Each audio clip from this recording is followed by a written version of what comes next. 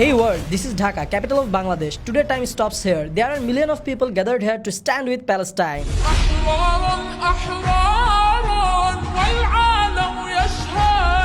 There are more than 2 billion Muslims in the world and thousands of powerful Muslim world leaders. They have decided to remain silent about this barbarity. But the devout Muslims and the common people of Bangladesh, a country of only 160 million Muslims, couldn't remain silent.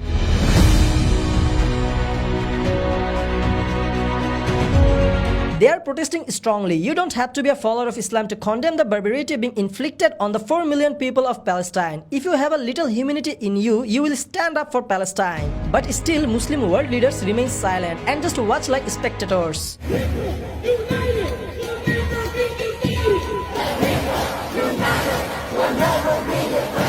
এবার একটু আমাদের দেশের মানুষের কথা বলি। আমাদের মুসলিম জনতা সহ আমাদের দেশের সকল ধর্ম বর্ণের মানুষজন আজকে একজোট হয় লং মার্চ ফর গাজার জন্য। জানি না বাংলাদেশের ভাই বোনেরা এই লং মার্চটিকে কতটুকু সফল করতে পেরেছে বা এই লং মার্চটির পজিটিভ প্রভাব কতটুকু সামনে পড়বে, তবে এতটুকু বলতে পারি বাংলাদেশের মুসলিম ভাই বোনেরা সহ ধর্ম বর্ণ গোত্রভেদে বাংলাদেশের সাধারণ মানুষজন যতটুকু ফিলিস্তিনি ভাই বোনদের পাশে দাঁড়িয়েছে, এখনো কিন্তু বিশ্বের অনেক শক্তিশালী মুসলিম দেশের জনগণরা ততটুকু দাঁড়ায়নি। আর আজকের এই লং মার্চটা ছিল তার ছোট্ট একটা উদাহরণ।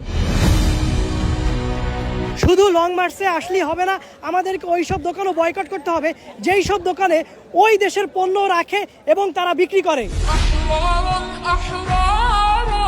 আপনারা আজকে যারা যারা বাইরে বের হয়েছিলেন তারা নিজ চোখে দেখেছেন দেশের প্রতিটি প্রান্তর থেকে লক্ষ লক্ষ মানুষ জড়ো হয় আজ সোহরাওয়ার্দী উদ্যানে। যে যেভাবে পেরেছে গাড়ি নিয়ে, রিক্সা নিয়ে, ট্রাক ভর্তি করে কিংবা বাসে করে কিংবা পায়ে হেঁটে সবাই নিজ নিজ গন্তব্য থেকে চলে আসে ঢাকার সোহরাওয়ার্দী উদ্যানে। সোহরাওয়ার্দী উদ্যানের পাশেই শাহবাগের অবস্থা ছিল এরকম, পা ফেলার কোনো জায়গা ছিল না। আমরা যদি শাহবাগের দিকে তাকাই তাহলে দেখবো শাহবাগের রাস্তার প্রতিটি ইঞ্চি ছিল মানুষের পায়ের পদচিহ্নে পরিপূর্ণ।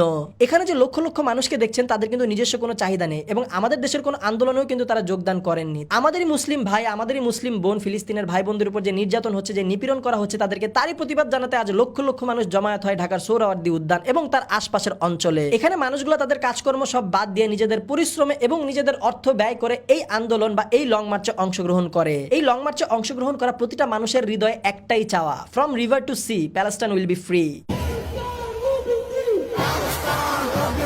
আমরা আমাদের জায়গা থেকে এই লং মার্চে অংশগ্রহণ করেছি, আমরা চেষ্টা করেছি আমাদের জায়গা থেকে আমরা যতটুকু করতে পারি এবং এই ভিডিওটি আপনারা বেশি বেশি করে শেয়ার করবেন যেন পুরো বিশ্ব জানতে পারে বাংলাদেশের মানুষজন তাদের ফিলিস্তিনি ভাই বোনদের পাশে কতটুকু দাঁড়াচ্ছে।